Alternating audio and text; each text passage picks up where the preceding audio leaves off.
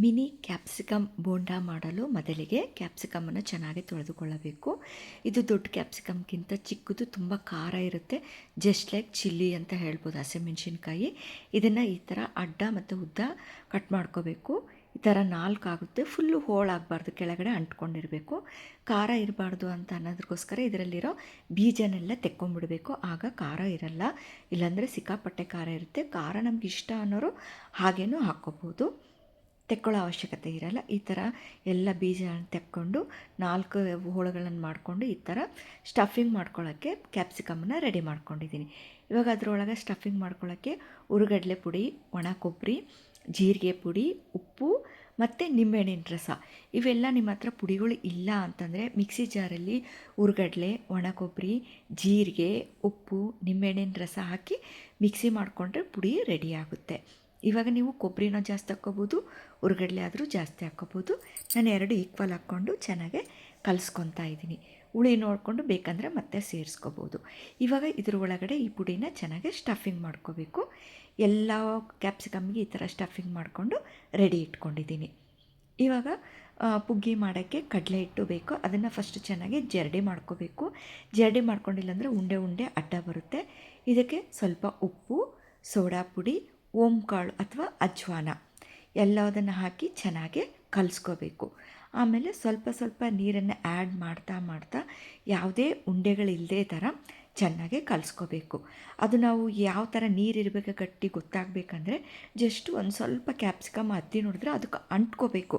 ಆವಾಗ ನಮ್ಮದು ಕರೆಕ್ಟ್ ಇದೆ ಅಂತ. ತುಂಬ ನೀರಿದ್ದರೆ ಅದ್ರ ಮೇಲೆ ಸ್ಟಫಿಂಗ್ ಇರಲ್ಲ. ಹಂಗಂತೇಳಿ ಗಟ್ಟಿ ಇತ್ತು ಅಂದರೆ ಅದಕ್ಕೆ ಅಂಟ್ಕೊಳ್ಳಲ್ಲ. ಈ ಥರ ನಾವು ನೋಡಿಕೊಂಡ್ರೆ ಗೊತ್ತಾಗ್ಬಿಡುತ್ತೆ. ಇವಾಗ ಅದಕ್ಕೆ ಕಲಿಸ್ಕೊಂಡು ರೆಡಿ ಮಾಡ್ಕೊಂಡಿದ್ದೀನಿ. ಎಣ್ಣೆ ಚೆನ್ನಾಗಿ ಕಾದಿದೆ ಅಂತ ನೋಡೋಕ್ಕೆ ಒಂಚೂರು ಹಿಟ್ಟು ಹಾಕಿದರೆ ಮೇಲೆ ಟಕ್ ಅಂತ ಬರಬೇಕು. ಆವಾಗ ಚೆನ್ನಾಗಿ ಕಾದಿದೆ ಅಂತ ಅರ್ಥ. ಇವಾಗ ಇದರಲ್ಲಿ ಒಂದೊಂದನ್ನೇ ಈ ಥರ ಸ್ಟಫಿಂಗ್ ಮಾಡ್ಕೊತ ಹೋಗಬೇಕು. ನಿಮ್ಗೆ ಈ ಥರ ಒಂದೇ ಸಲ ಡೈರೆಕ್ಟ್ ಆಗಲ್ಲ ಅಂದ್ರೂ ಸ್ಪೂನ್ ಸಹಾಯದಿಂದ ಅದ್ರ ಮೇಲೆ ಎಲ್ಲ ಹಾಕ್ಕೊಂಡು ಕೆಳಗಡೆ ಅದನ್ನು ಎಲ್ಲ ಸ್ಟಫಿಂಗ್ ಮಾಡಿಕೊಂಡು ಉರಿ ಜೋರಾಗೇ ಇರಬೇಕು. ಫುಲ್ ಜೋರು ಅಂತಲ್ಲ, ಮೀಡಿಯಮ್ ಇಟ್ಕೋಬೇಕು. ಇವಾಗ ಒಂದೊಂದನ್ನೇ ಇದಕ್ಕೆ ಆ್ಯಡ್ ಮಾಡ್ತಾ ಹೋಗ್ತಾ ಇದ್ದೀನಿ. ಸೇಮ್ ಪ್ರಾಸೆಸ್ಸಲ್ಲಿ ನೀವು ಮಾಮೂಲು ದಪ್ಪನ ಮೆಣಸಿಕಾಯಿ ಇರುತ್ತಲ್ಲ, ಅದನ್ನು ದೊಣ್ಣೆ ಮೆಣಸಿಕಾಯಿ ಈ ಥರ ಮಾಡ್ಕೋಬೋದು. ಅದು ಖಾರ ಇರಲ್ಲ కాబట్టి ಅದಕ್ಕೆ ಯಾವುದೇ ರೀತಿ ಸ್ಟಫಿಂಗ್ ಅವಶ್ಯಕತೆ ಇರಲ್ಲ. ಇದು ಖಾರ ಇರೋದರಿಂದ ಬೀಜ ತೆಗೆದು ಆ ಥರ ಎಲ್ಲ ಸ್ಟಫಿಂಗ್ ಮಾಡ್ಕೊತಾ ಇದ್ದೀವಿ. ದಪ್ಪನ ಮೆಣಸಿಕಾಯಿಗೆ ಏನೂ ಅವಶ್ಯಕತೆ ಬೀಳಲ್ಲ. ಸೇಮ್ ಪ್ರಾಸೆಸ್ ಇದೇ ಥರ ಮಾಡ್ಕೋಬೋದು. ಆಮೇಲೆ ಇವಾಗ ಎಲ್ಲದನ್ನು ಹಾಕಿದ ನಂತರ ಉರಿ ಜೋರಾಗಿ ಇಟ್ಕೋಬೇಕು. ಕೆಳಗೆ ಮೇಲೆ ಮಾಡ್ತಾ ಇರಬೇಕು.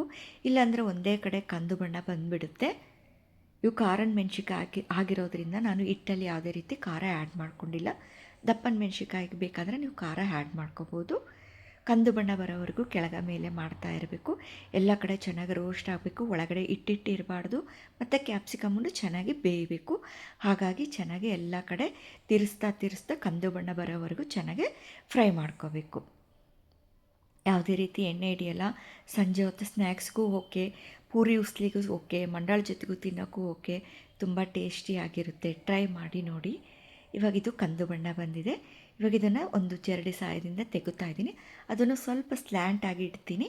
ಇರೋ ಎಣ್ಣೆ ಎಲ್ಲ ಜಾರೋಗ್ಬಿಡುತ್ತೆ. ಯಾವುದೇ ರೀತಿ ಎಣ್ಣೆ ಇರಲ್ಲ. ಒಂದು ಪೇಪರ್ ಹಾಕಿ ರೆಡಿ ಇಟ್ಕೊಂಡಿರ್ತೀನಿ. ಒಂದು ವೇಳೆ ಎಣ್ಣೆ ಇತ್ತು ಅಂದ್ರೂ ಅದು ಎಲ್ಲ ಹೀರ್ಕೊಂಡ್ಬಿಡುತ್ತೆ. ನೋಡ್ತಾ ಇದ್ದರೆ ಯಾವುದೇ ಎಣ್ಣೆ ಹಿಡ್ದಿಲ್ಲ. ತುಂಬ ಟೇಸ್ಟಿಯಾದಂಥ ಬಿಸಿ ಬಿಸಿ mini capsicum bonda ready to eat. ಇದು ಇನ್ನೂ ಟೇಸ್ಟಿ ಮಾಡ್ಕೋಬೇಕು ಅಂತಂದರೆ ಈ ಕ್ಯಾಪ್ಸಿಕಮ್ನ ಒಂದು 4 ಪೀಸ್ಗಳನ್ನಾಗಿ ಕಟ್ ಮಾಡ್ಕೊತಾ ಇದ್ದೀನಿ. ಬಿಸಿ ಬಿಸಿ ಇರುತ್ತಲ್ವ, ಸ್ವಲ್ಪ ನಿಧಾನಕ್ಕೆ ಕಟ್ ಮಾಡ್ಕೋಬೇಕು. ಇದಕ್ಕೆ ತುರಿದಿರುವಂತಹ ಕ್ಯಾರೆಟು, ಸಣ್ಣದಾಗಿ ಹಚ್ಚಿರುವಂಥ ಆನಿಯನ್ನು, ಟಮಟೊ ಹಣ್ಣು ಬೇಕಂದರೆ ಹಾಕ್ಕೋಬೋದು, ಆಪ್ಷನ್ನು. ಮತ್ತು ಸ್ವಲ್ಪ ಉಪ್ಪು, ಖಾರ ಬೇಕಂದ್ರೆ ಹಾಕ್ಕೋಬೋದು, ಇಲ್ಲಾಂದರೆ ಬೇಡ. ನಿಂಬೆಹಣ್ಣಿನ ರಸ ಅಥವಾ ಚಾಟ್ ಮಸಾಲ ಹಾಕ್ಕೊಂಡು tasty mini capsicum bonda ready to eat. Thank you for watching.